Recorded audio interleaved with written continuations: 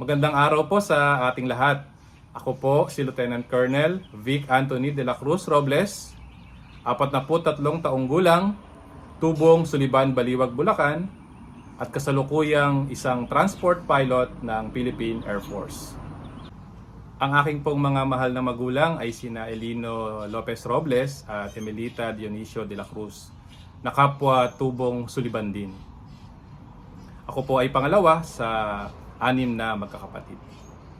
Nagtapos po ako ng aking pag-aaral sa Tilapayong Elementary School, Sullivan National High School, at Polytechnic University of the Philippines sa kursong Bachelor of Science in Electrical Engineer at naging isang Registered Electrical Engineer noong taong 2003. Bago po ako nag-join sa Philippine Air Force upang ipagpatuloy ang aking childhood dream na maging isang piloto. Ako po ay happily married to my wife, Lauren, at biniyayaan po kami ng 2 supling.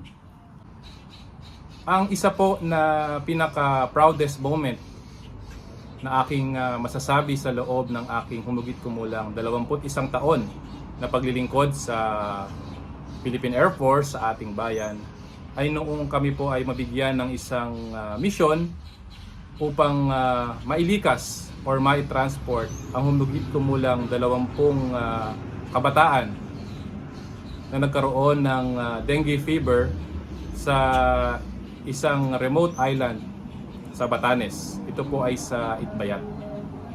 Naalala ko po nung araw na iyon noong 2018, hindi po akma at ligtas na i-transport ang mga may sakit sa pamamagitan ng sasakyang pangdagat.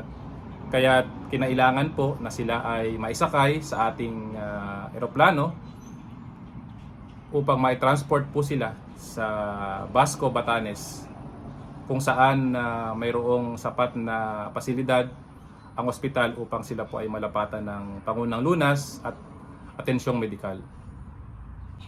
Muli po, ako po si Lieutenant Colonel Vic Anthony de la Cruz Robles, dangal ng Baliwag, proud Baliwagenyo.